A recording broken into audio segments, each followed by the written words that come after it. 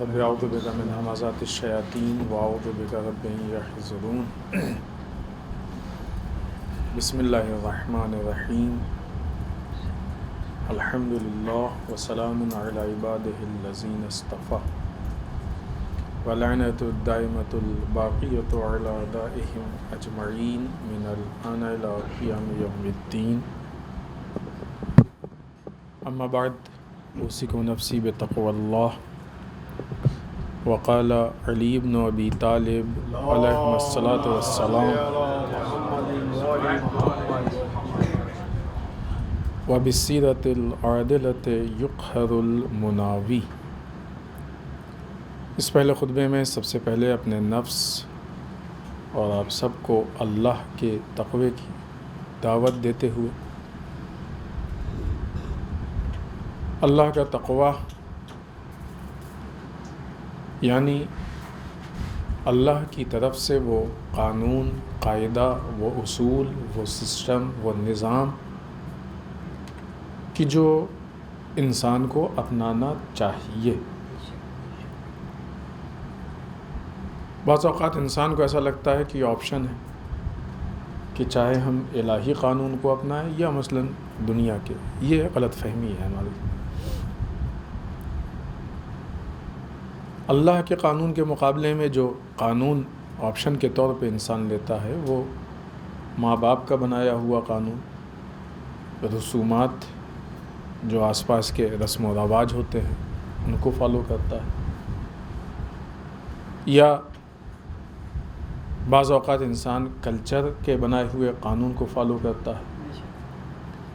کبھی کبھی انسان کے اندر کچھ ایسا خوف بیٹھ جاتا ہے کہ انسان افواہ یا بے بنیاد جو باتیں آتی ہیں یہ کرو وہ کرو تو اس کو بعنوان قانون اپنا لیتا ہے، کبھی طاغوت کے قانون کو اپنا لیتا ہے، اور ایسا لگتا ہے انسان کو کہ مثلاً ان میں سے کچھ بھی کر لیں صحیح ہے کیونکہ ہم کو اختیار۔ یہ ہماری غلط فہمی ہے، اس لیے کہ انسان کے لیے جو اصول و قانون بنایا گیا ہے وہ صرف اور صرف وہ قانون اس کو اپنانا ہے جو اللہ کا بنایا ہوا قانون ہے۔ ہاں ٹھیک ہے کہ اللہ کے بنائے ہوئے قانون کے دائرے میں رہ کے اگر کچھ اصول و قانون بنتے ہیں کہ جو خود اس کو آگے بڑھا رہے ہیں تو کوئی حرج نہیں ہے۔ دوسری چیز کہ انسان کا اپنا وجود، یہ معاشرہ، یہ زمین و آسمان، جو چیزیں اللہ نے انسان کے لیے بنائی ہیں، اس کے اپنے جسم سے لے کے دنیا کی بے پناہ نعمتوں تک، یہ سب اللہ کی دی ہوئی ہیں اور امانت ہیں۔ امانت کا تقاضا ہی یہی ہوتا ہے کہ اللہ جس راستے میں جس طریقے سے کہے اس طریقے سے اس کو استعمال کیا جائے، اور اگر اس سے ہٹ کے استعمال کریں گے تو یہ خیانت ہے، اور جیسے ہی ہٹے خود یہی اللہ کی معصیت ہے۔ جو طریقہ بتایا گیا ہے استعمال کے لیے، اس طریقے کا نام اللہ کا سسٹم ہے، اللہ کا نظام ہے، اللہ کا قانون ہے کہ جس پہ انسان عمل کرتا ہے تو دنیا میں بھی کامیاب ہوتا ہے اور آخرت میں بھی کامیاب ہوتا ہے۔ دنیا اور آخرت دونوں کی کامیابی اس کو حاصل ہو جاتی ہے۔ لہٰذا یہ جو اللہ کا بنایا ہوا سسٹم ہے، یہ قانون ہے، یہ اس حیثیت سے کہ مثلاً ٹھیک ہے باقی چیزوں کے مقابلے میں یہ ہمارے لیے آپشن نہیں ہے، کوئی اس کے علاوہ چارہ نہیں ہے، اس حیثیت سے صرف کہ مثلاً قانون بنانے والا کون ہے ایسا نہیں ہے، بلکہ اس حیثیت سے بھی کہ اگر ہم کو کمال کی طرف جانا ہے تب بھی کوئی آپشن نہیں ہے۔ اب یہ انسان کے سمجھنے کی چیز ہے۔ بہت سی جگہوں پہ انسان اللہ کے قانون کو چھوڑ کے دوسرے قانون کو اپناتے ہی اسی لیے ہے، مثلا حتیٰ اس کو معلوم بھی ہے کہ گناہ کر رہے ہیں، جھوٹ بول دیا، معلوم ہے کہ ہم گناہ کر رہے ہیں، اس کو ایسا لگتا ہے کہ نہیں جھوٹ ہم کو بچا لے گا، یعنی ایسے ہی ہو گیا کہ اللہ کو چھوڑ دیں تو شیطان ہم کو بچا لے گا۔ آیا ممکن ہے یہ؟ تھوڑا سا انسان گہرائی میں جائے تو نتائج خود بخود سامنے آ جاتے ہیں۔ غیبت کر لیتا ہے انسان، تہمت، الزام، چوری، بے ایمانی، یہ ساری چیزیں، کوئی بھی گناہ ہے، کسی طرح کا گناہ ہے، تو انسان کو ایسا لگتا ہے کہ فی الحال یہ کرنے سے ہم کو راحت مل جائے گی، سکون مل جائے گا، بچ جائیں گے، تھوڑا سا محفوظ ہو جائیں گے، تھوڑا اچھے ہو جائیں گے، بہتر ہو جائیں گے. یہ انسان کی غلط فہمی ہے. معصیت، اللہ کا گناہ کبھی انسان کو بچا نہیں سکتا، سوائے اس کے کہ معصیت جو اللہ کے مقابلے میں گناہ کیا جائے، سوائے اس کے کہ وہ انسان کو پھنسائے، بچانے کے اس کے اندر کوئی طاقت یا صلاحیت نہیں ہوتی. جتنا بھی انسان اس گناہ کو کرتا جائے گا اتنا وہ دلدل میں پھنستا جائے گا. دلدل کا تقاضا یہی ہے کہ انسان جتنا نیچے جاتا ہے اتنا اس کو نکلنا مشکل ہوتا جاتا ہے.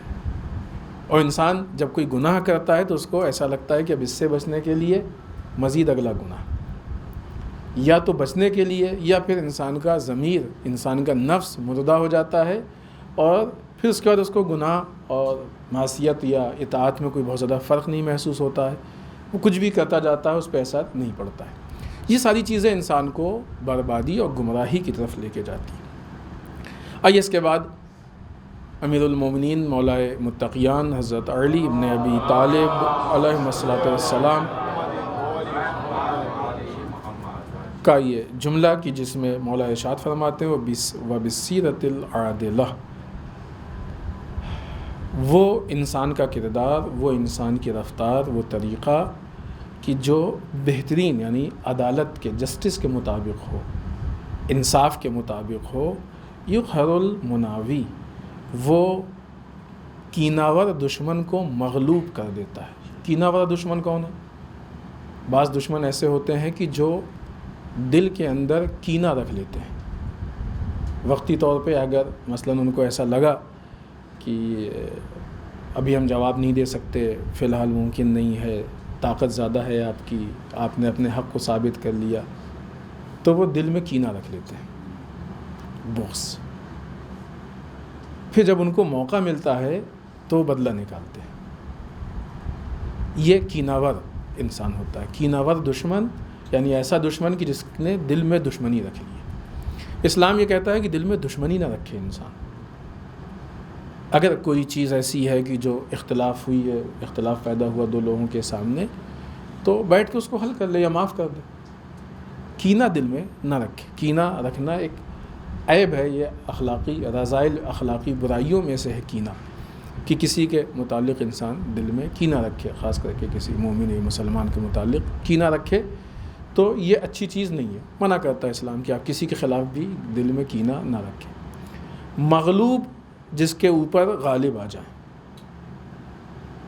غالب آنا تو معلوم ہے نا، اسی کے اگینسٹ میں مغلوب ہوتا ہے. یعنی وہ مغلوب ہو گیا کہ وہ آپ کے کنٹرول میں آ گیا، وہ آپ کے آگے کچھ کر نہیں سکا، ہاتھ پیر مارتا رہا، لیکن چونکہ مغلوب ہو گیا لہٰذا وہ جو چاہتا تھا وہ کر نہیں سکا. لہٰذا یہاں پہ مولا ارشاد فرماتے ہیں کہ اگر ہم عادلانہ روش اختیار کریں، عدل و انصاف کے طریقے کو اختیار کریں، تو اگر ہمارے مقابلے میں کیناور دشمن ہوگا تو وہ بھی مغلوب ہو جائے گا. یہ مولا کائنات. ظاہر سی بات ہے کہ یہ مولا کا وہ کلمہ ہے کہ جس میں مولا نے 7 اخلاقی پوائنٹس بیان کیے تھے. ان 7 پوائنٹس میں سے ہم لوگ ابھی 6 پوائنٹ پہ گفتگو کر رہے ہیں. 5 پہ اس سے پہلے گفتگو ہو چکی ہے. انسان دشمنی، بہرحال ہر انسان کے دوست بھی ہوتے ہیں، دشمن بھی ہوتے ہیں، اپنے بھی ہیں، پرائے بھی ہیں. اور ایک مسئلہ اور ہے دشمنی کو لے کے کہ جو مولا کے اقوال میں بھی بعض جگہوں پہ مولا نے رہنمائی کی ہے، اور ظاہر ہے کہ دوسری بہت سی چیزیں. بعض دشمن تو ایسے ہوتے ہیں جن کو انسان جانتا ہے، بعض دشمن ایسے ہوتے ہیں جن کو انسان پہچانتا نہیں ہے. وہ چھپے ہوئے ہوتے ہیں، منافق قسم کے، چہرے پہ بہت اچھے سے ملتے ہیں، پیٹھ پیچھے دشمنی نکالتے ہیں. اگر انسان اسلام کے سسٹم پہ عمل کر رہا ہے تو وہ بھی مغلوب ہوتے ہیں، وہ بھی مغلوب ہوں گے، وہ بھی کچھ کر نہیں پائیں گے. بہرحال جب انسان کے دشمن ہوتے ہیں تو جب دشمن اپنے کام میں یا جو بھی ان کی سازش ہوتی ہے جب اس میں کامیاب ہوتے ہیں تو وہ دلائل ان کے پاس ہوتے ہیں. آپ کے خلاف دلائل ہوں گے، ثبوت ہوگا، دیکھیں انہوں نے یہ کیا، انہوں نے یہ ایسے ہیں، یہ ایسے ہیں، ان میں یہ پرابلم ہے، ان میں یہ مشکل ہے. دلائل جمع کرتے ہیں، وہ دلیلیں، ثبوت فراہم کرتے ہیں. اگر آپ عادلانہ روش پہ چل رہے ہیں عدل و انصاف کی، جسٹس کے ساتھ چل رہے ہیں، تو ان کو کوئی ایسی دلیل ہی نہیں ملے گی، کوئی ان کو اس طرح کا ثبوت، کیونکہ جب آپ نے کچھ غلط کیا ہی نہیں تو ان کو کہاں سے کوئی ثبوت مل جائے گا. لہٰذا وہ آپ کے اوپر غالب نہیں آ پائیں گے. بلکہ اگر ظاہر سی بات ہے کہ وہ دشمن ہے اور بعض اوقات غلطی بھی ہوتی ہے، تو اگر اس نے کوئی غلطی کی تو ہو سکتا ہے کہ آپ کو اس کے خلاف ثبوت مل جائے، آپ کو اس کے خلاف کوئی دلیل مل جائے.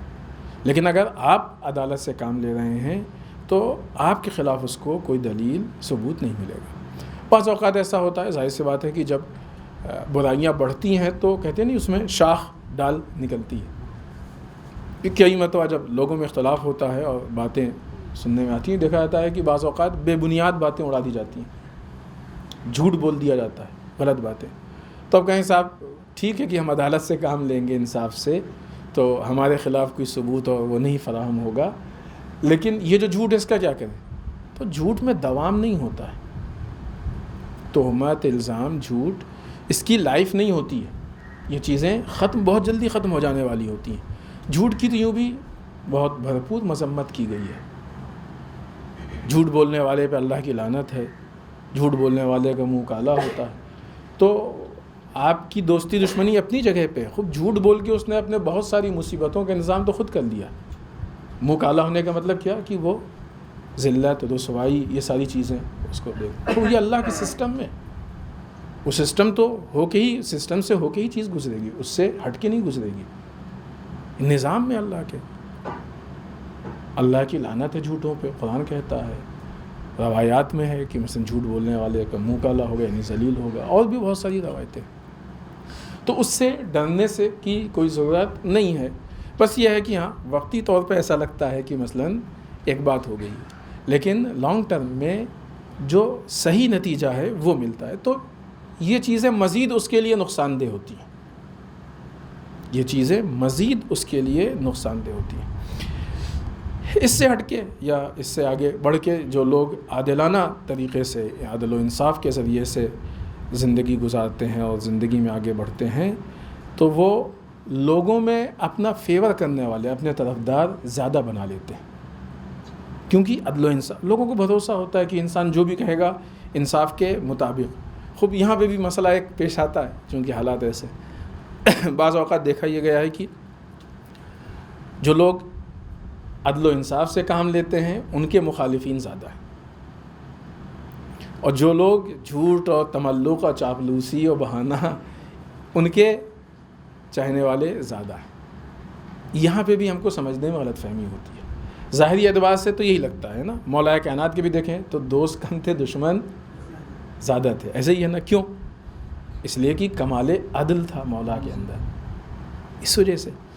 لیکن اگر صحیح معنوں میں دیکھیں، اس کے مقابلے میں خود مولا کائنات ہی کی سیرت کو اگر دیکھیں تو مقابلے میں جو مخالفین تھے، چاپلوس، عیار، مکار، جھوٹے، دغاباز، ان کے طرفدار زیادہ تھے. تو در واقع اگر اس کو تھوڑا سا گہرائی میں ہم جا کے دیکھیں، جو لوگ جھوٹ، چاپلوسی، ان ساری چیزوں کی بنیاد پہ طرفدار بنتے ہیں، اس میں بھی دوام نہیں ہوتا ہے، ان کی بھی لائف نہیں. صحیح معنوں میں یہ آپ کے ساتھ نہیں ہے. جن کو ہم سمجھ رہے ہیں کہ ساتھ، ہم نے کسی موقع بھی مثال دی، ابھی یہاں سے نماز کے بعد سب لوگ نکلیں گے، سب لوگ اپنے اپنے گھر جا رہے ہیں، لیکن حد اقل اس روڈ تک تو سب ساتھ رہتے ہیں نا. تو کیا یہ ساتھ چل رہے ہیں؟ نہیں، اتفاقاً ساتھ ہو گیا ہے. راستہ جہاں تک کامن ہے وہاں تک اتفاقاً ساتھ ہے، ساتھ ہیں نہیں.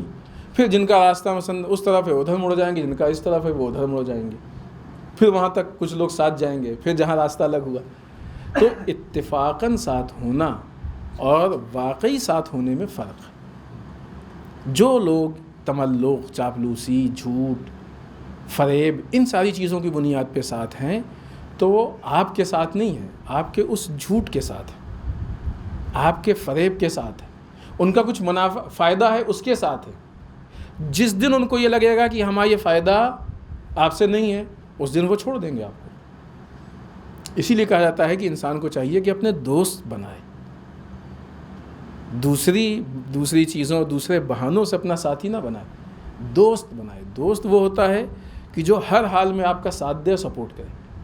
بہت بڑی نعمت ہے دوست پہ، ہم نے اس سے پہلے بھی گفتگو کی اور پھر ہوگی، کیونکہ عالم اسلام میں ایک بہت اہم موضوع ہے دوست۔ لہٰذا یہ لوگ بھی جو ساتھ دینے والے پوری بھیڑ ہوتی ہے۔ مولا کائنات کے ساتھ دینے والے کم تھے، لیکن جو تھے وہ واقعی مولا کا ساتھ دے رہے تھے، واقعی دے رہے تھے، اور تب سے اب تک ساتھ دینے والوں کا سلسلہ ہے۔ دوام کس میں پایا جا رہا ہے؟ کس کی لائف زیادہ ہے؟ اس پہ اگر خود تحلیل کریں، یہ ایک بیچ کی چیز ہے، ورنہ خود اس جو یہ مثال ہے، یہ پوائنٹ ہے، اس پہ بھی اگر تحلیل کریں تو ایک واقعی تفصیلی گفتگو ہے اس میں۔ لہٰذا 2 پوائنٹ، تیسرا پوائنٹ جلدی سے بیان کر کے اور بعض حدیثوں کے بعد آپ کی زحمت تمام کریں۔ تیسری چیز یہ کہ ان ساری چیزوں کے ساتھ ساتھ جو انسان عادلانہ روش یعنی صحیح روش سے کام کرتا ہے، اللہ کا بھی اس پہ لطف ہوتا ہے، اور اس سے ہم انکار نہیں کر سکتے۔ اللہ بھی اس کے اوپر لطف کرتا ہے۔ اللہ مسبب الاسباب ہے، یعنی اسباب کا پیدا کرنے والا ہے۔ بہت بعض اوقات دیکھا ہوگا، بہت ساری مثالیں اس پہ ہیں کہ کبھی آپ کو ایسا لگا ہوگا کہ مثلا فلاں کام کے لیے بھی سارے راستے بند ہو گئے، سارے دروازے بند ہو گئے، پھر ایک بارگی ایک نیا راستہ کھلا۔ اللہ نے وعدہ کیا تم تقوی اختیار کرو، ہم تمہارے لیے راستے کھولیں گے، وعدہ ہے اللہ کا۔ تو جب اللہ مسبب الاسباب ہے، راستے کھولنے والا ہے، تو خوب اللہ کے نظام پہ عمل کریں، اللہ خود ہم کو سپورٹ کرے گا۔ جب اللہ سپورٹ کر رہا ہے تب اللہ سے بڑی ذات کس کی ہے، اور اللہ سے بہتر سپورٹ کرنے والا کون ہو سکتا ہے؟ لہٰذا انسان کامیاب تب ہوتا ہے کہ جب اس روش اور صحیح روش پہ، اس کے مقابلے میں جو ساری روش ہیں وہ صرف انسان کو بہلاتی ہیں، پھسلاتی ہیں، بیوقوف بناتی ہیں، لیکن انسان کا سپورٹ نہیں کرتی۔ آئیے ہم اس سلسلے میں بعض روایات جلدی سے آپ کی خدمت میں پیش کریں۔ ایک روایت ہے کہ جو رسول اللہ صلی اللہ علیہ وآلہ وسلم سے آپ ارشاد فرماتے ہیں، العدل جنت، واقعہ عدل وہ سپر یعنی شیلڈ، ڈھال، ایسی شیلڈ ہے کہ جو آپ کو بچا لے گی، حفاظت کرنے والی شیلڈ ہے۔ وہ جنت باقیہ، اور باقی رہنے والی جنت۔ عدالت، اگر انسان عدالت کے نتیجے میں انسان محفوظ بھی رہے گا، بچے گا بھی، دنیا میں بھی اور آخرت میں بھی ہے، صرف دنیا کے لیے نہیں، اور جنت میں رہے گا، اور ایسی جنت میں کہ جو باقی رہنے والی، ہمیشہ رہنے والی۔ یا دوسری روایت ہے، یہ بھی رسول اللہ صلی اللہ علیہ وآلہ وسلم سے،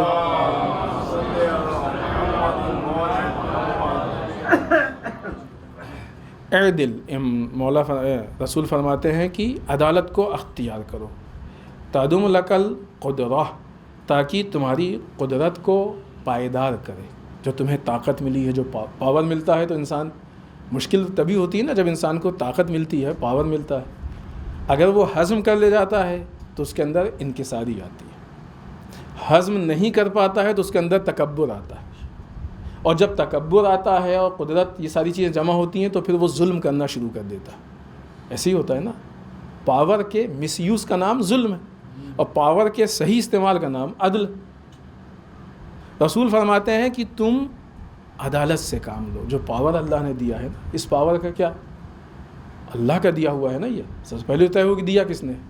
بعض اوقات انسان کو ایسا لگتا ہے کہ ہمارا زور بازو، میں، یہ شرک ہے۔ یہ جہاں یہ والی بات پیدا ہو جائے کہ میں نے یہ کیا ہے، میں یہ ہوں، میں نے یہ لیا ہے، میں، خب یہ شرک ہے، تکبر ہے، یہ ایک دم واضح تکبر، اس میں کوئی چیز پوشیدہ نہیں، مسلم تکبر ہے۔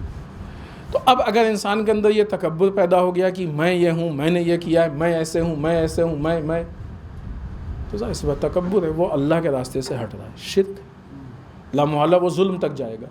اور جب اللہ کی معصیت کر رہا تو اللہ ناراض ہو جائے گا۔ تو جو پاور دینے والا ہے جب وہی ناراض ہو جائے گا، تو بڑے بڑے پاور والوں کی بربادی دیکھی ہے نا آپ نے، عبرت ہے وہ سب، بڑے بڑے پاور والوں کی بربادی عبرت ہے۔ جب انسان اسی پاور کو اللہ کے نظام کے مطابق استعمال کرتا ہے تو خود رسول کی حدیث کہتی ہے تاکہ اس میں دوام پیدا ہو، وہ پاور تمہارے لیے اس کی لائف، اس کی زندگی بڑھے۔ تیسری حدیث یہ بھی رسول اللہ صلی اللہ علیہ وآلہ وسلم سے، جلدی سے ہم یہ 2 حدیثیں ہیں پیش کر کے اور آپ کی ذہن میں تمام کریں۔ رسول فرماتے ہیں کہ عدالت کے ذریعے سے ہی زمین و آسمان کا نظم باقی ہے، نظام، سسٹم، یعنی اگر ہم عدالت سے کام لیں گے تو سسٹم باقی رہے گا، ورنہ سسٹم درہم برہم ہو جائے گا، اور سسٹم کا بچانا، سسٹم کو باقی رکھنا بہت اہم ہے۔ سسٹم اگر نہیں باقی رکھیں گے تو بعض اوقات ماحول ہی ظلم کا ہو جاتا ہے، وہ پورے معاشرے کو خراب کر دیتا ہے۔ آخری حدیث اس سلسلے میں کہ یہ مولا کائنات حضرت علی بن ابی طالب علیہ السلام سے ہے۔ امام فرماتے ہیں العدل و حیات الاحکام، عدالت، جسٹس یہ احکام کی زندگی ہے۔ جو انسان جو بھی اللہ کے حکم پہ عمل کر رہا ہے، جس چیز پہ، جو سسٹم نظام پہ، خوب اس کی جو زندگی ہے، اس کے اندر جو روح ہے، یہ عدالت ہے۔ اگر عدالت نہیں ہے، جسٹس نہیں ہے انسان کے اندر، انصاف نہیں ہے، تو وہ ساری چیز دکھ تو رہی ہے لیکن اس کے اندر کی روح نہیں ہے، اس کے اندر کی زندگی نہیں ہے۔ بغیر زندگی کی چیزیں جو دکھنے میں ہیں مثلاً عبادت، احکام جیسی، لیکن حقیقت میں اس شرط کو نہیں پورا کر رہی۔ لہذا بہرحال اگر انسان عدل و انصاف کے ذریعے سے کام لیتا ہے تو یقیناً اس کی زندگی کامیاب زندگی ہے اور مختلف اعتبار سے، لیکن اس کامیاب زندگی کے لیے کچھ قربانی اس کو دینی پڑے گی۔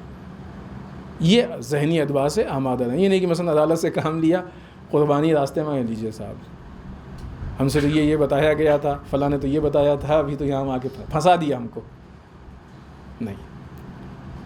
اور قربانی ایسی چیز ہے کہ ہر راستہ قربانی، غلط راستے پہ بھی جائیں گے تو وہاں بھی پرابلم ہوگی،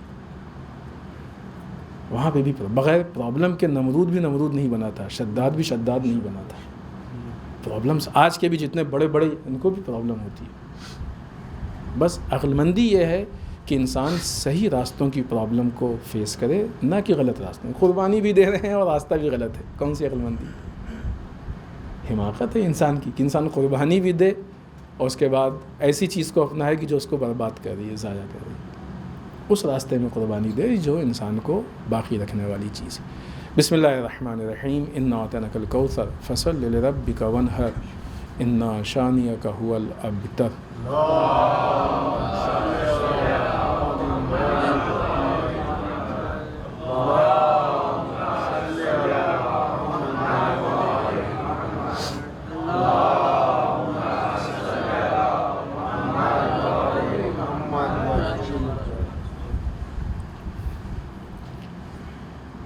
رب اعوذ بک من ہمزات الشیاطین واعوذ بک رب ان یحضرون۔ بسم اللہ الرحمن الرحیم، الحمد للہ الذی لا یبلغ مدحتہ القائلون ولا یحصی نعماء العادون ولا یؤدی حقہ المجتہدون۔ اللہم صلی وسلم علی صاحب الدعوۃ النبویہ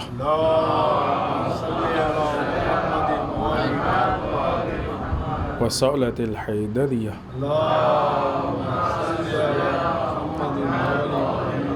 والعصمة فاطمیہ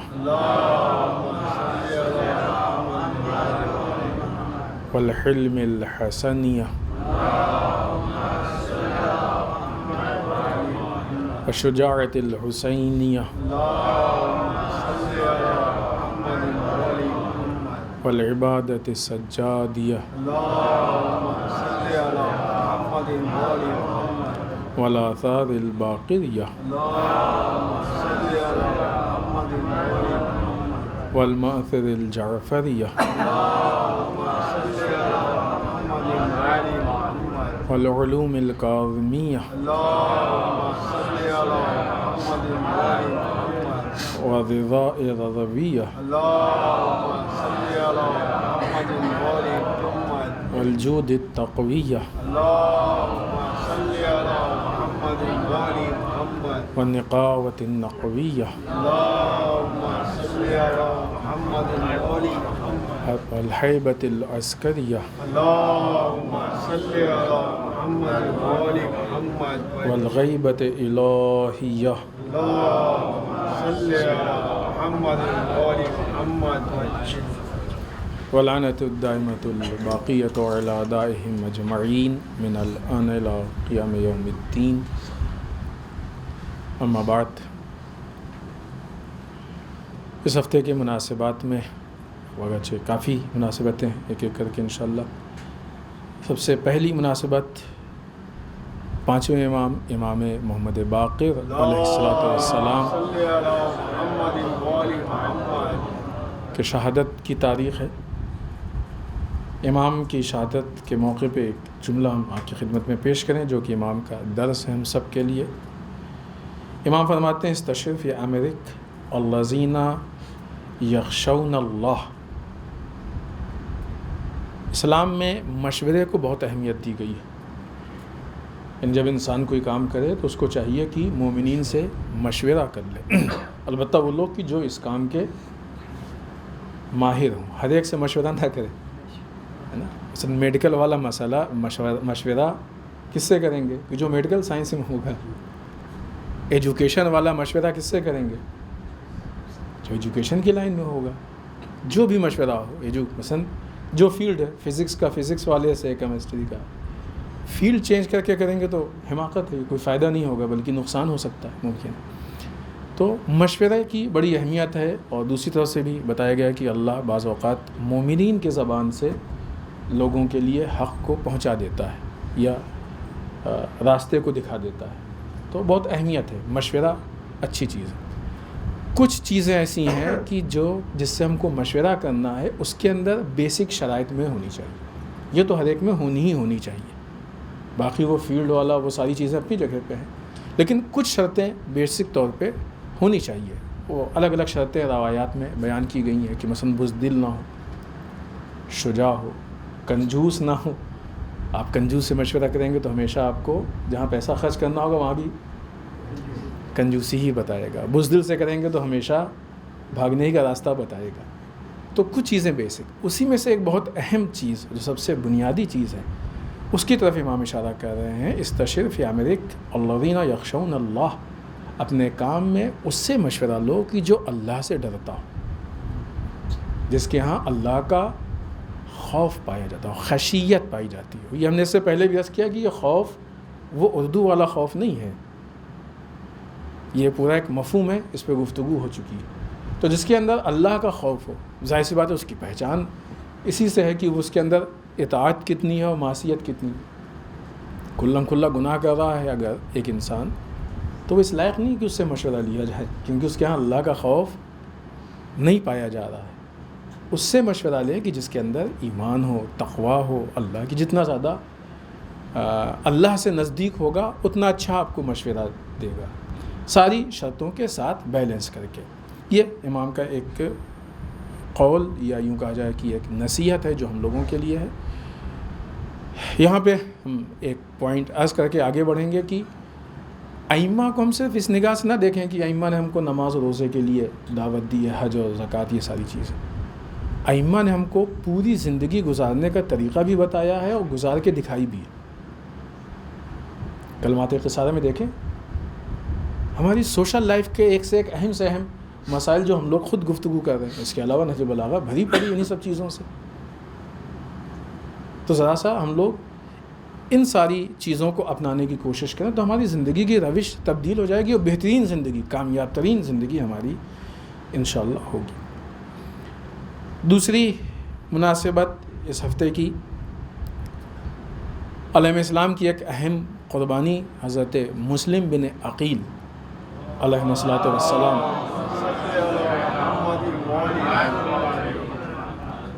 کوفے میں جس طریقے سے جناب مسلم کو قتل کیا گیا اور جس طریقے سے آپ کو شہید کیا گیا, جس طریقے سے کوفے میں آپ کے ساتھ بے وفائی کی گئی. در واقع کوفے کی بے وفائی, البتہ یہ ہمارے پوائنٹ میں نہیں تھا لیکن بات ذہن میں آگے عرض کرتے ہیں, کوفے کی بے وفائی اصل میں جناب مسلم کے ساتھ بے وفائی نہیں ہے, اصل اللہ کے ساتھ بے وفائی ہے. نظام پروردگار کے ساتھ. یہ اس لیے ہم کہہ رہے ہیں کہ کبھی اگر ہم بھی ساتھ چھوڑتے ہیں تو یہ ذہن میں رہے کہ ہم سامنے والے سے بے وفائی نہیں کر رہے ہیں, ہم اللہ سے بے وفائی کر رہے ہیں. اس لائن پہ اور اس سسٹم پہ اگر ہم بے وفائی کر رہے ہیں تو ہم اللہ سے کر رہے ہیں. روایات بھی ہیں کہ جو اس مفہوم کی تائید کرتی ہیں. بہرحال جناب مسلم بن عقیل ان کی قربانی سے 2 پوائنٹ ہیں کہ جو ہم آپ کی خدمت میں پیش کریں. پہلی چیز یہ کہ دین کے بقا کے لیے ہر ممکن قربانی انسان کو دینا چاہیے, اور قربانی ہی انسان کے مقام کو بلند کرتی ہے. جتنی انسان قربانی دے گا اتنا ہی اس کا مقام بلند ہوگا. ایک انسان قربانی سے, اول تو بغیر قربانی کے کوئی راستہ ایسا ہوتا نہیں کہ جو آگے بڑھے. انسان جہاں بھی آگے بڑھے گا ہمیشہ جو ہے وہ آگے بڑھنے والا جو حالات ہوتے ہیں, وہ ماحول ہوتا ہے, وہ انسان سے قربانی مانگتا ہے. اگر انسان نے قربانی دیا تو پھر آگے بڑھتا ہے, نہیں دیا قربانی تو پھر وہ ٹھہر جاتا ہے. در واقع وہ انسان کی حیات نہیں ہوتی ہے, موت ہوتی ہے, مر جاتا ہے انسان. تو قربانی ہی در واقع ایک انرجی ہے, ایک پاور ہے کہ جو انسان کو آگے کی طرف لے کے جاتا ہے. تو یہ مت سوچیں کہ قربانی ہے ہمارے بس کا نہیں ہے, وہ نہیں دیتا ہے. ہر آدمی قربانی دیتا ہے. دین کی قربانی دے گا تو دنیا ملے گی, دنیا کی قربانی دے گا تو دین. البتہ دنیا ملے گی کہ نہیں ملے گی کوئی پکا نہیں ہے, بعض اوقات ملتی ہے, لیکن دنیا کی قربانی دے گا تو دین حتماً ملے گا. اور اس سے پہلے بات ہو چکی ہے 1-2 ہفتے پہلے کہ دین, جب انسان دنیا کی قربانی دے گا اور دین ملے گا تو وہ دین دنیا کے ساتھ آتا ہے, وہ پیکیج ہے, اکیلے ایک چیز نہیں. ایک دوسری چیز کہ جناب مسلم بن عقیل نے جو کوفے میں قربانی دی ہے وہ کس چیز کے لیے دی. اگر ہمارے ذہن میں تصور یہ آتا ہے کہ اس اسلام کو بچانے کے لیے کہ جو ہمارا بنایا ہوا وہ آسان والا ہے, کہ صرف نماز, روزہ, دعا ان سب کے لیے, تو اس کے لیے قربانی کی ضرورت نہیں تھی. اس کے لیے کوئی قربانی, حتیٰ اس کے لیے جناب مسلم کو آنے کی بھی ضرورت نہیں تھی. مسئلہ صرف جناب مسلم کے امتحان کا نہیں. امام حسین نے بھی کیوں بھیجا جناب مسلم کو؟ جناب مسلم نہیں بھی آتے تو کوفے والے نماز روزہ تو کر ہی رہے تھے. پرابلم کیا تھی؟ دوسرے الفاظ میں کہا جائے کہ امام حسین نے پیش نماز نہیں بھیجا تھا کوفے والوں کے پاس. اس چیز کو پہچاننے کی ضرورت ہے. انسان اپنی جہالت کی وجہ سے بعض اوقات خود اپنا نقصان کرتا ہے, نہ جاننے کی وجہ سے. مسلم بن عقیل کوفے میں نظام کے بقا کے لیے آئے تھے, نظام اسلام کی بقا کے لیے. یہ الگ بات ہے کہ نظام میں بہت اہم چیز ہے نماز. اس گفتگو سے ذرا بھی ایسا کچھ نہیں ہے کہ نماز کی کوئی اہمیت میں کمی ہے یا اس کے مقام کی کوئی کمی ہے, نہیں. بہرحال نے کہا کہ نماز تو بنیادی چیز ہے, روایت ہے. اگر نماز قبول تو سارے اعمال قبول, نماز رد تو سارے اعمال رد. انسان کو اول وقت پڑھنا چاہیے, جماعت سے, بہترین اہتمام سے پڑھنا چاہیے, پورے خضوع و خشوع سے پڑھنا چاہیے. لیکن اگر کوئی ایسا ہے کہ جس طریقے سے مثلاً وہ خوارج اور دوسرے لوگ کہ جو یہ سمجھتے ہیں کہ بس اگر مثلاً نماز پڑھ لی اور دعائیں روزہ تو کافی ہے, تو یہ غلط فہمی ہے. یہ کرنا چاہیے, حکم ہے, اہم ہے, ضروری ہے, لیکن صرف اس پہ اکتفا نہیں کرنا چاہیے. جناب مسلم بن عقیل کوفے میں آئے تھے, اور کوفے والوں نے جو بے وفائی بھی کی, بھاگے. کیوں بھاگے؟ ان کو خطرہ محسوس ہوا نا. قربانی کی بات بھی وہیں شروع ہوئی. جب تک مسئلہ صرف جناب مسلم کے پیچھے نماز پڑھنے کا تھا تو مجمع اتنا بڑھ گیا کہ مثلا روایات کے حساب سے 12,000 تک کا مجمع ہو گیا, زیادہ کا مجمع ہو گیا. جب مسئلہ نظام کے بقا میں قربانی دینے کا آیا تو پھر مسلم وہ مسلم ہو گئے کہ جو آج بھی محاورہ ہے کوفے کا مسلم, تنہا مسلم کوفے کی گلیوں میں ٹہل رہا. اسی جگہ پہ آ کے لوگ ساتھ چھوڑتے ہیں. یہی پوائنٹ ہے کہ جس نے امام حسین کو بھی تنہا کیا, جس نے مولا کائنات کو تنہا کیا. اس پوائنٹ کو ہم سمجھنے کی کوشش کریں. خوب تیسری, چونکہ بہت زیادہ مناسبتیں ہیں تو بہت زیادہ ہم گفتگو بھی نہیں کر سکتے ہیں, اور اہم مناسبتیں ان کو نظر انداز بھی نہیں کیا جا سکتا ہے. اگلی مناسبت حضرت ابو ذر غفاری کی وفات کی تاریخ ہے. عالم اسلام میں بہت ہی معزز شخصیات میں سے, معصومین کے بعد جو شخصیات معزز ہیں ان میں سے ایک جناب ابو ذر جناب ابو ذر کا کردار خاص کر کے حق گوئی میں ایک بے پناہ مثال، بہت واضح اور بہت روشن مثال. جناب ابو ذر آپ کی بصیرت اتنی بہترین اور اتنی زیادہ تھی کہ دشمن آپ کو دھوکے سے بھی اپنے چنگل میں نہیں لے پایا. واقعات ہیں اس کے پیچھے، ہم نے بعض واقعات آپ کی خدمت میں پیش کیے کہ حتیٰ ایک گفٹ بھیجا گیا جناب ابو ذر کے پاس، تو جناب ابو ذر نے وہ لانے والے غلام سے 2-4 سوال کیے اور یہ سمجھ گئے کہ یہ گفٹ نہیں ہے، یہ رشوت ہے ہمارے لیے. انکار کر دیا. ہم نے پیش کیا آپ کے سامنے، آپ کو شاید یاد ہو. آخر میں وہ چونکہ اس غلام سے بہت تیز غلام تھا، چرب زبان تھا، تو اس سے کہا گیا تھا اگر یہ ابو ذر نے لے لیا تو تم آزاد ہو گئے. تب ظاہر سی بات ہے وہ تو پوری کوشش کرے گا اپنی آزادی کی. تو آخر میں اس نے کہہ دیا کہ ابو ذر نہیں چاہتے ہو کہ ہم آزاد ہو جائیں. کہ کیوں نہیں چاہتے ہیں، لیکن اپنے غلامی کی شرط پہ نہیں. اس گفٹ کے لینے سے تم آزاد ہو رہے ہو اور ہم لے لیں گے تو پھر ظاہر ہے وہ والی غلامی تو نہیں ہوگی، لیکن وہ حالات جو تبدیل ہوں گے. یہ ابو ذر، جناب ابو ذر وہ ہیں کہ جن کے اوپر خود رسالت مآب نے بے پناہ اعتماد کیا، مولا کائنات نے بے پناہ اعتماد کیا. ہم لوگ کوشش کریں کہ اصحاب کی سیرت کو پڑھیں تاکہ اپنانے کی کوشش کر سکیں اور اپنے خود وجود کو اور اپنے کردار کو اس طرف لے جانے کی کوشش کریں. اگلی مناسبت اس ہفتے کی روز عرفہ. عالم اسلام کا ایک بہت اہم دن ہے، معرفت پروردگار کا دن ہے، معرفت کے مدارج درجوں کو بڑھانے کا دن ہے. اسی دن میں ایک بہت اہم پہلو ہے کہ جو ہمارے اندر معرفت پیدا کر سکتا ہے، اور اس کے متعلق ہم ہمیشہ آپ سے ایک درخواست کرتے ہیں اور آج بھی کریں گے. دعائے عرفہ، کثرت سے شرکت کی جائے دعائے عرفہ میں، جتنی زیادہ سے اجتماعی طور پہ پڑھی جائے، بہت سی جگہوں میں پڑھی جاتی ہے. لیکن دعائے عرفہ وہ دعا نہیں ہے کہ جہاں پہ آپ کوئی بھی دعا ایسی دعا نہیں ہے کہ جہاں پہ آپ بیٹھ کے خالی عربی ٹیکسٹ سن لیں. بعض اوقات ہوتا ہے لوگ کہتے ہیں بہت لمبے اعمال تھے، تھک گئے. ظاہر اسی لیے تھکے نا کہ وہ کیا بات ہو رہی ہے ہمیں معلوم ہی نہیں. مولوی صاحب کچھ کہہ رہے ہیں، اللہ سن رہا ہے، ہم بس بیچ میں بیٹھے ہوئے خالی. معرفت کی دعا ہے. ہم نے ہمیشہ آپ سے گزارش کی ہے اور اس سال پھر گزارش کریں گے، ہوم ورک کر کے آئیں دعائے عرفہ میں، پہچان کے آئیں جملوں کو.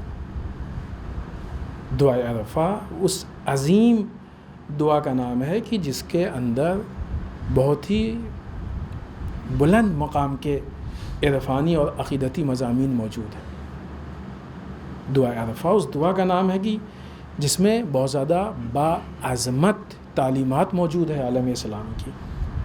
ایک ایک جملہ، بعض اوقات دعائے عرفہ کے بعض ایسے جملے ہیں کہ جس میں ایک ایک جملہ ایک ایک مرحلہ حل کرا دیتا ہے عرفان کا، معرفت کا. اہتمام سے آئیں. یعنی اگر ہم اس کی آمادگی کے لحاظ سے روز 1 مرتبہ 2 مرتبہ دعائے عرفہ پڑھ لیتے ہیں تو کوئی ایسا نہیں کہ ہم نے بہت بڑا تیر مار دیا. اس سے کہیں زیادہ عظیم دعا ہے وہ، اس سے کہیں زیادہ بلند مرتبہ دعا. اس کے ایک جملہ اس کا جو بہت مشہور ہے نا، معرفت کے بنیاد پہ ہم نہیں کہہ سکتے سب سے اچھا ہے، نہیں، بہت مشہور دعا ہے، جملہ ہے، اس لیے ہم اس کو پیش کر رہے ہیں کہ چونکہ مشہور ہے تو بات کو سمجھانے میں مثال کے لیے آسانی ہوگی. امام اس دعا میں پڑھتے پڑھتے آپ فرماتے ہیں ماذا وجد من فقدک، پالنے والے جس نے تجھے کھو دیا وہ کیا پایا. بڑا اچھا جملہ لگتا ہے، جہاں پڑھ دیا جائے لوگوں کی کیفیت بدل جاتی ہے. سوشل میڈیا پہ کوئی لکھ دے تو ہر آدمی واہ واہ اش اش کرتا ہے. لیکن ہم اپنی زندگی میں دیکھیں، جب ہم فیصلہ لے رہے ہیں تو ہمارے فیصلے میں اللہ ساتھ ہے یا ہم نے اس کو کھو دیا. کوئی کہے گا یہ جملہ غلط ہے؟ نہیں، کوئی نہیں کہے گا غلط ہے، سب کہیں گے بہت عمدہ جملہ ہے. اسی کے بعد کا من لذی فقدا من وجدکا، اور پالنے والے جس نے تجھے پا لیا اس نے کیا کھویا. آیا ہماری زندگی کے فیصلوں میں یہ مفہوم دخیل ہے، اثر انداز ہے، دخل ہے اس کو؟ ہم یہ فیصلہ لے رہے ہیں فلاں کام کرنا ہے، اس کام کے کرنے سے اللہ کو پا رہے ہیں یا اللہ کو کھو رہے ہیں؟ اسی لیے تو ہے نا، آدمی کیسے کھوتا ہے کیسے پاتا ہے؟ دو دوست بھی ایک دوسرے کو جب پاتے ہیں تو کردار کی بنیاد پہ، کچھ تو آپس میں کامن ہے جس کی بنیاد پہ آدمی افسوس کرتا ہے بڑا اچھا دوست تھا لیکن کیا کریں، تھوڑی سی بات سے ہم نے اس دوست کو کھو دیا، ہم اللہ کو کھو دیا۔ یہی ہمارے فیصلے، یہی ہمارا عمل بعض اوقات ہمیں اس مقام پہ پہنچاتا ہے کہ ہم اپنے اللہ کو وہ اللہ کی جو سری رضا ہے، بہت جلد راضی ہو جانے والا ہے، پا لیتے ہیں۔ آسان ہے اس کو پانا، لیکن یہی زندگی اور یہی فیصلے بعض اوقات اس مقام پہ لا کے کھڑا کر دیتے ہیں کہ ہم اپنے اللہ کو کھو دیتے ہیں۔ یہ ہم جدائی، اللہ تھوڑی کہتا ہے۔ یہ کیسے ہو سکتا ہے کہ بندہ بہت اچھا ہے، نمازی ہے، پرہیزگار ہے، متقی ہے، سب کچھ صحیح کر رہا ہے، اللہ کہہ رہا ہے نہیں جاؤ، ہمیں نہیں چاہیے، ایسا نہیں۔ پھر کیا ہوتا ہے؟ ہم خود سے فیصلہ لیتے ہیں کہ پالنے والے اس جگہ سے ہم تجھے چھوڑ رہے ہیں۔ یہ الفاظ ادا نہیں کرتے، کوئی نہیں کہتا ہے، لیکن ہمارا عمل یہ کہتا ہے، ہماری حیثیت ہے، ہماری اوقات ہے کہ ہم اللہ سے کہیں پالنے والے ہم تجھے چھوڑ رہے ہیں، لیکن کرتے ہیں ہم ایسا، کرتے ہیں۔ ہمارا عمل اس مقام پہ ہم کو پہنچاتا ہے کہ ہم خود سے اپنے اختیار سے اللہ کو چھوڑ دیتے ہیں۔ لہٰذا یہ جملہ بڑا خوبصورت ہے، لیکن ہمیں چاہیے کہ اپنی زندگی میں لقد خاب من رضی دونک بدلا، اسی کے بعد کہا ہے کہ یقیناً وہ شخص ناکام ہو گیا جو تیرے بجائے کسی اور کو پسند کرنے لگا۔ بدبخت ہے وہ شخص جو اللہ کی جگہ پہ اللہ کے بجائے کسی اور کو پسند کرنے لگے، وہ بدبخت ہے، ناکام ہے وہ شخص۔ بہرحال انشاءاللہ حتماً اس دعا کے ترجمے کو پڑھیں تاکہ معلوم ہو کہ کتنی عظیم دعا ہے۔ اور اس کے بعد آخر میں بہت جلدی سے چند جملے، حالانکہ کچھ پوائنٹس تھے لیکن بہرحال نہیں ہو سکتا۔ عید الاضحیٰ، قربانی کی تاریخ ہے۔ قربانی یعنی اپنے مقام کو بلند کرنے کے لیے اللہ کی راہ میں کوئی چیز قربان کر دینا۔ ظاہر ہے کہ اس میں ہم لوگ قربانی کرتے ہیں، قربانی کے اپنے احکام ہیں۔ جانور کی سن کی شرط ہے کہ 1 سال یا 2 سال کا سن ہو، البتہ یہ مستحبی قربانی کے اعتبار سے ہم بیان کر رہے ہیں۔ اس کے اندر کوئی واضح کلیئر نقص نہ پایا جاتا ہو جس کو نقص کہا جاتا ہے۔ انسان بھینس، بکری ایسے جانوروں کی قربانی دے سکتا ہے، اور ظاہر اس بات ہے کہ اصل جو اس میں ہے وہ انسان کی نیت ہے، انسان کا اخلاص ہے کہ جو ہماری اس قربانی کو مقام پروردگار تک پہنچاتا ہے۔ قربانی میں صرف بکرے کے گلے کو کاٹ دینا قربانی نہیں کہتے ہیں۔ اللہ کی راہ میں اس بکرے کو قربان کر رہے ہیں تو اب وہ ہمارا نہیں ہے۔ یہ تصور اگر آ جائے تو شاید کچھ اور بھی دوسری چیزیں انشاءاللہ بعد میں پھر کبھی ہم آپ کی خدمت میں عرض کریں گے۔ اب وہ ہمارا نہیں ہے، اسی لیے اللہ نے بتایا بھی ہے، حکم بھی ہم کو ملا ہے کہ 3 حصے کرو، 1 حصہ خود رکھو، 1 حصہ عزیز و اقارب کو، 1 حصہ ضرورت مندوں کو دو، 3 حصہ کرو۔ تو یہ اللہ کیوں؟ اس لیے ہمارا نہیں ہے۔ جب ہمارا نہیں ہے تو پھر یہ 3 حصہ کرنے میں بھی چالاکی سے کام نہ لے، انصاف سے 3 حصہ کیا جائے۔ ایسا نہیں ہے کہ وہ پسند والا ادھر اور جو پسند نہیں ہے وہ والا ادھر، تو کس کام کی وہ قربانی پھر صحیح معنوں میں قربانی کی شرائط کو پورا نہیں کر پائے۔